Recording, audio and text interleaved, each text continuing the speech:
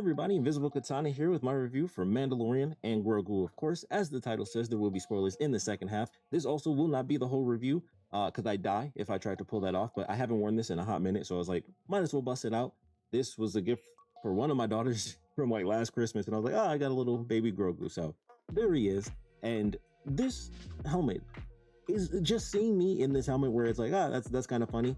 That's the whole experience of this entire film, where it's like, like if I just sat here and it was just like, he's got a helmet, baby Grogu, that's kind of cool. And then you'd be like, well, I need more. That's the movie. That's the movie. It's good. Where it's like, it gives you something, but then that's about it. It gives you something, and then you kind of just move on. And I have not heard a consensus so complete for a film since this movie, where everyone across the board is like, it's not bad. And it's like, just be above okay. Like some people say like mediocre, like, it's like a 5 or maybe a 6. And it's like, some people have given it more for sure. But everyone's kind of saying the same thing where it's like, it's not like it's a bad movie. It's just like, it was cool. Like I saw it. I was definitely there. There's things that I watch on, Disney Plus, the action sequences, if I'm being, personally honest. But other than that, there's really not much to this movie. It's cool. It's nice to see, Mando and Grogu come back. I thought that was pretty fun.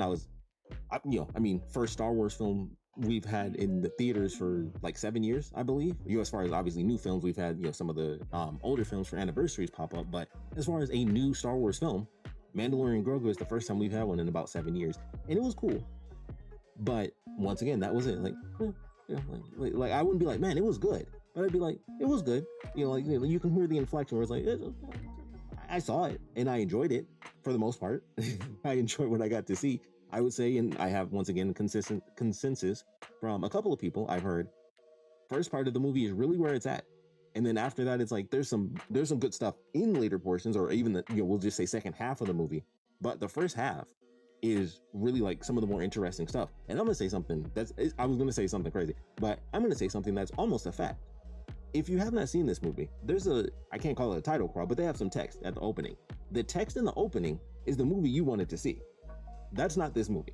I kind of don't really know why they did that, where they're kind of teeing it up, because that's what Star Wars does when it says, hey, here's what's happening, or these people did this thing, and you get, the full title crawl where it's like, this has happened, and that has also happened, and now this thing. And they kind of did that with the opening, with the text. And it was like, okay, I'm actually kind of looking forward to it. And I'll give the details of that in spoilers for anyone that doesn't really care. But once that hit, it was like, oh, that's kind of cool. The actual intro of the film follows up on that premise. And then the second part, we'll say like, the first third of the movie, first half even, kind of follows through with that. And it's like, okay, this, I'm excited to see that. There's stuff going on that involves the Empire and things like that. And then that takes a break. And then you get the other part of the movie. And it's like, oh, that's cool.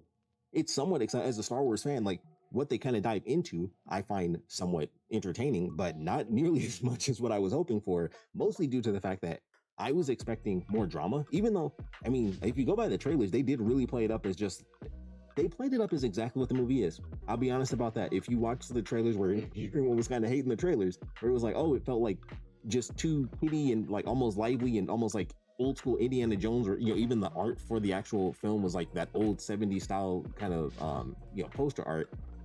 That is the movie, where it's like you get some of the deeper action and stuff like that, but it really is just like, here's just a cool adventure. And it's cool, but it feels like even if they did more important, like the funny thing about it is they could have done more with what they kind of introduced in that opening like text bit.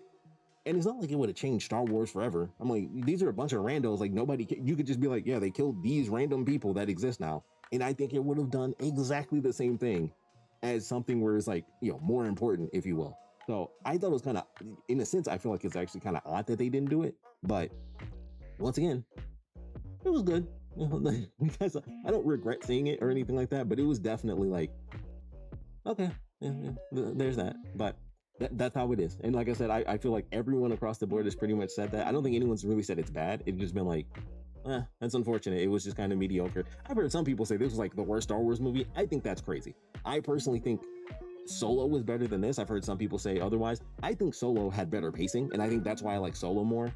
And with this one, it had like some, I think the highs in this are higher than Solo, but there's like a specific low where I was just like, I was like legit like kind of tired. And then like, there's like a kid next to me and he did the classic thing where, if you ever been next to like a kid in the movie theater, especially with the loungers, they'll be on one side, like kind of like laying a little bit. And it was just the classic, like, and I was like, yeah, he's tired. This is the boring part of the movie. Not that it's a bad part of the movie, but considering the rest of the film, it's definitely like the super slow part of the movie. And if you've seen it, you obviously know that part, but I'll get into that in spoilers. But before we get into that, I think that's everything. Like, it's not a horrible movie. I don't know, like it's really tricky to be like, do you need to, you definitely don't need to see it. Like, once it comes to Disney Plus, it will have that element of being like, okay, you could see it, like, as people say, and I think most people say that because of course this was a show. It had 3 straight seasons, 2 amazing episodes thrown in the Book of Boba Fett. That right in that era where they started screwing us over on the TV stuff, where it's like,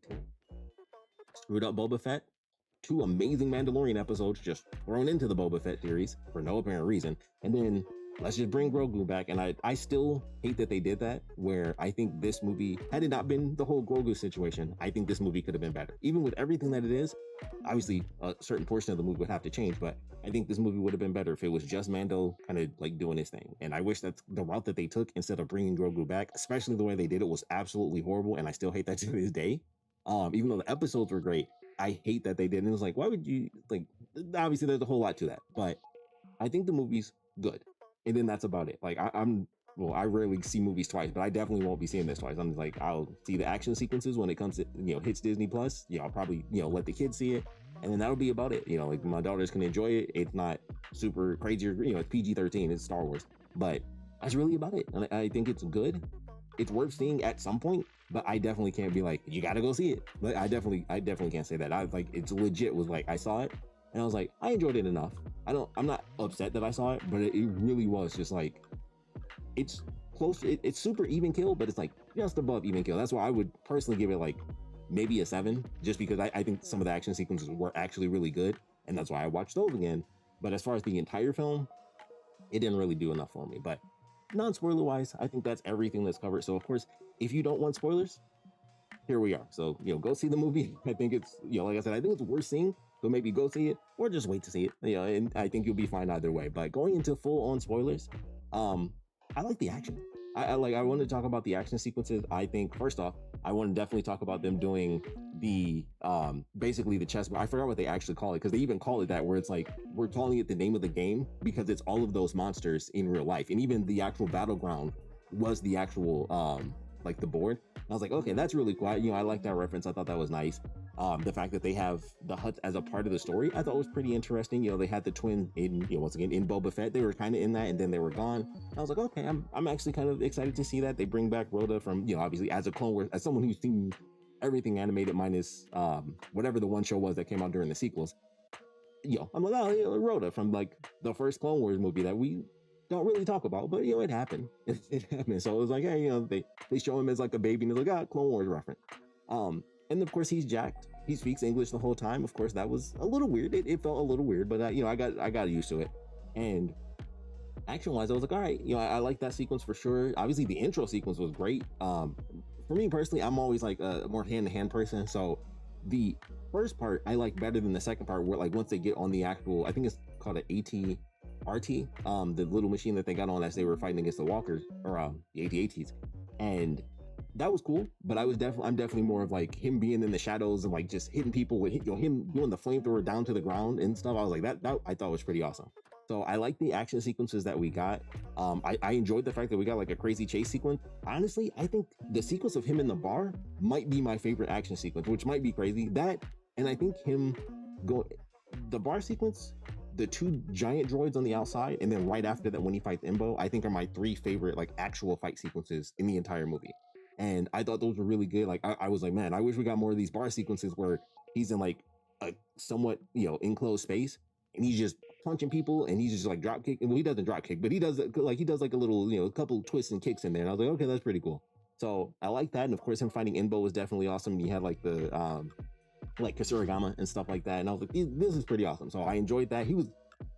That dude has never moved like that in the Clone Wars. They had him straight. They must have been like, Mortal Kombat 2's coming out. Why don't we just put Imbo in this? Because he was 100%. He literally did like the Kung Lao thing, and I was like that's 100% Mortal Kombat. So, which I love. I was 100% happy with that. So, I love the fight sequence that we got with them, like I said, right before with the actual droids, or the giant battle droids. Definitely cool. I love seeing all the droids in general, where they have like the classic battle droids, but they got like the fur on, then they have like the bigger battle droids and stuff like that. Like that's pretty cool. Speaking of which, we saw a couple of them get taken down during the quick sequence of Mando when he was running through the forest, and he was just kind of like one-shotting a lot of them. Another great sequence. I was like, this is actually a really cool moment as well, where it's just him running and gunning as he's slowly getting weaker and weaker. And I was like, that's actually pretty cool. So I definitely enjoyed that. And then since we're at that moment in action, Grogu popping up, saving him, of course, that was the slow part of it. And it like half of it, I was like, this feels like old school Star Wars. Like it doesn't have to be, there's certain elements where you feel like that drama moment where it's just nice and slow and you're just in the story and it doesn't have to be action. And I'm like, I can feel that. I can appreciate that even because I love Star Wars. I even felt that when I was watching The Last Jedi, like when that first came out, like that portion where Rey's actually training with Luke, I was like, I actually kind of love this. And like some of the stuff where Luke was, just talking and everything, I was like, this feels like old Star Wars where it's just kind of like the drama of the world and just training. It doesn't have to be intense. It's just kind of happening. I enjoyed that. With this, it was like half and half, where I was like, okay, I'm kind of enjoying it. And then it just kind of went too long. Maybe it was because, it was like an hour or so into the movie and it was, toward the end of the night. So I was like also a little tired, but I was like, yeah, like it started to like wane on me where it was just like, okay, he's doing this thing. He's like, having his mini Mando moment. I was like, I can appreciate that. He's helping out his dad and stuff. He goes to just the random dude who just, I'm sure his name is in the credits, but he was there. He knew he took his fish and I was like, okay, he's going to talk to him later. Inbo kind of gives him the extra information. He makes the stuff and is like, hey, give this to him. It might be too late. It might not be. And then that was it. And I was like, oh, he doesn't like nothing, like not even a callback or rep. Like once they wake up where it's like, hey, appreciate your help. You might want to get like, not even a scene. There might be a deleted scene where at the very least they give him like just an ending moment, but he was just like the dude in the bayou and it was like, hey, I got the cure. Get out of my face. And then that was his moment in the movie. And I was like, okay. And I was like, all right. And once that moment was over, it kind of woke back up. And then they have, the little battle sequence on the ship. That was actually another good one where Mando kind of went into the ship and the guys were on it. And that leads to something I haven't heard anyone say yet, which is, why was that ship in the forest? It made no sense to me whatsoever, like story-wise. I don't understand why the ship was there, because there's a couple options, and all of them are weird. Because I'm like, okay, Inbo obviously didn't get the ship. He saw the ship. It was like, hey, here's the ship. He probably, had a image of it, and he sent it off and was like, this is the classification, whatever. So they found the ship. They had to get Rada off of it, right? That was like the whole thing. That's why they even brought back, the old ship, which, by the way, just to throw it in there, I hate that they did not make him use the Naboo Starfighter. That is the coolest ship ever, especially decked out in all silver like an effing, muscle car. I hate that they had that and it was just sitting there. I was like, he better use it in the movie, and he doesn't. I was pissed. I was like, what would you do? That thing is amazing. And they just don't have him use it. So I was a little pissed about that one, but it makes no sense why the ship was in the forest. Rada was on the ship, so they had to get him to the palace. So why was the ship in the forest? It's like, okay, so you destroyed the ship, but why was it on the planet? Because I'm like, okay, if they kidnapped him, they like boarded the ship, destroyed the droid and everything, you would take the ship to the palace. The ship itself would need someone else on it in order for it to crash. Like if Imbo contacted another bounty hunter and then they got on the ship, and then if they had a sequence where they fought and the ship was destroyed as they were trying to get to the palace, it's like, okay, but why was the ship on the planet at all? Like that whole element to me, I was like, none of this makes sense. Like the droid would have to have betrayed Mando and Rada in order for the ship to be there, or they boarded the ship at some point in space and time, and then they took it to the planet, and then it just randomly crashed a million miles away from the thing. So I'm like, this doesn't actually make sense that the ship is here, because it was clearly the ship. Like they showed him pull the droid. I'm like, it's not just a random ship, it was the ship. They had all the weapons on it. I'm like, if that was just another random gunship, that's even crazier. But I'm like, that's the giant ship that he put Rada on, because like, hey, I trust his gun runner. And then the ship was just in the forest, like a million miles away from the palace. And I'm like, there's no element that makes any sense to me. I'm like, they would have to have boarded the ship and crash landed it on the planet by mistake for it to be there. So just wanted to throw that out, because I'm like, the ship being there makes literally no sense to me whatsoever. Because I'm like, it wouldn't even be on the planet unless someone else stole the ship and then they just happen to crash. Like I'm saying, that's why they would need a literal sequence to be like, hey, someone did actually board the ship and maybe Rada tried to fight them, or even the other droid, and then things went haywire and that's when they crashed on the planet.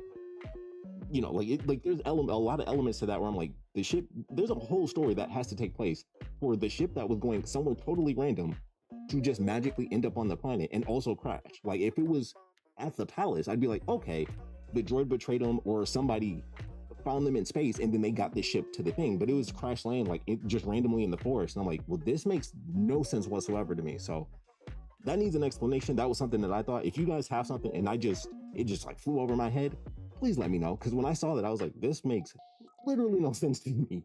Like, in any way, shape, or form, why the ship would actually be on the planet. I can see them like kidnapping him somewhere else, but having the ship on the actual planet, I was like, well, that's weird, because then you have like multiple elements. Because I know the gunrunner isn't going to be like, oh no, Rada got kidnapped, let me go to the planet. I'm like, I'm sure that didn't happen, and he wouldn't have flown to the planet by himself. So like, that's just kind of up in the air, and I haven't heard anyone mention that, but I'm like, it doesn't make sense that that ship was on the planet, like, at all to me. So like I said, please, if you have an explanation or even a theory, I would love to hear it, because that legit made no sense to me whatsoever. Because I'm like, this doesn't track, considering the gunrunner had nothing to do with the Hutts or anything like that. And if he did, once again, if he betrayed Rada, then it would have to, like, he would have had to have fought him on, on his way to the planet. Like, there's so many elements to be like, how did the ship end up in the forest? So wanted to throw that out there, because I was like, that is the one element of this whole movie where I was like, that literally didn't make any sense to me. Because I'm like, that, like, how did it get there? Who would have taken it there? And if the bad guys got it, why did it crash in the middle of the forest instead of going straight to the palace? So just throwing that out there, but I love that action sequence. And of course, once they do that, they get the ship, they go to the palace. Great sequence where they're just running and gunning. He has like the old school episode 1. Technically, I think they use it in somewhere in Clone Wars. They do it too. There's some figure or some moment where Anakin has one, but he's flying on, I think it's just called a staff. And he's like flying through and just zooming past people. Then he just jumps off and it hits a bunch of people. He's taking people out left and right. Also, the cave was gross. Like, when they first go through and it's just a bunch of random like Hutts and stuff rolling around, I was like, this is kind of gross. Like, it almost seems sexual just because they're all rolling on each other, but I think they were just kind of hanging out. I'm like, it looked kind of gross. And then of course he starts blowing the planet up, or at least the palace, and it's all like stringy and stuff. And I was like, that looks gross, but I like the design of that. So like I said, the action sequence all through there, and then him hitting the 2 giant droids at the end was definitely cool. I almost went to rub my nose and I forgot I had this effing helmet on. That's crazy. I mean, hit a Mandalorian under the mask. But I definitely enjoyed the final action sequence and everything that they did there. And also shout out Zeb. I didn't mention Zeb, but the scene that they have at basically the mansion where the dude just hides off on the planet, which makes it, once again, kind of doesn't make a lot of sense. It seemed like he was it was a very nice clear sky day, and his house was basically at the end of one singular island that was a straight line. And I'm like, so you guys didn't, the shiny thing in the sky didn't, like, no signatures, no nothing. But I was like, okay, sure, you landed a mile away. But I'm like, sensors, something like, they got things that track life forms on like full on up in planets and pods off shooting off in space, like OG Star Wars. Like, oh, there's no life forms, and that's how 3PO and R2 got away. And it's like, nothing, just a couple hills and some sand, like no actual like outside the house defenses or warning systems or eyes. I'm like, it was a clear sky. I'm just saying, like, I know it was shiny, so it might kind of blend in a little bit even without the yellow, but I'm like, it wouldn't blend in that much. It's a big effing ship. But I'm just saying, cool action sequence though. I like to see Zeb in it, and that was definitely cool. I was gonna say, like, Sigourney Weaver, like, I get, she was in it for a hot second. I guess that was fine. But once again, all in all, the movie was just like, yeah, it was good. The action, like I said, some of the action sequences were genuinely like really impressive. I do like the fact that we got a pretty interesting straight up chase sequence, which is nuts. Also, the baby carrier going like 1 billion miles an hour when it's like in manual mode, I thought was nuts. But at the same time, I'm like, maybe it's designed that way where some species, obviously some species when they're that size, they're actually babies. But it's like some species, like the I forgot what they call it, the little dudes that talk to Grogu throughout the movie, those guys are just that tiny. So if they had that, they would need something that goes super fast. So it's like, it kind of works both ways, because it wouldn't just be for babies, but it's like, well, if it's a baby, then it has to do this. And then maybe you would lock the system or whatever, because it changed when the woman was holding it. And then when Grogu got on it, it switched, like the handlebar switched to the front. And it was like, okay, you'd have to know how to do that, hopefully, because otherwise that's a really dangerous design flaw for babies, where they'll just blast off and hit a wall or something and obviously die. So maybe that's why it's like that, because it's like, well, technically there are some creatures that would be super tiny. Even like Yoda is, would actually have probably been able to fit in that. So I was like, okay, I guess it's, all species and, just for that size. But I was like, that's interesting. But it, when you think about it, I'm like, I guess it makes sense, including some safety flaw design or some safety designs, I guess. But it was kind of funny where it was like the lady got her baby out and then Grogu hops in and it's like, boom, and it's a part of the actual like full on chase down the highway. And I was like, that's interesting for a baby carrier, for a floating carriage, I guess. But like I said, when you think of it in a Star Wars sense, it's for all creatures of that size, regardless of age. So I guess it somewhat works. But as a whole, Mandalorian and Grogu was good. We'll see what happens going forward. I assume we'll get back to the TV stuff. As far as this being an actual film, let's be honest, it was money. This based on the CG budget, like they were like, hey, we're putting in so much of the huts. This gotta, like, we gotta bump this up to a movie, because like we're spending a ridiculous amount on these huts just rolling around, being buff, not being buff, extra huts, just doing whatever they were doing.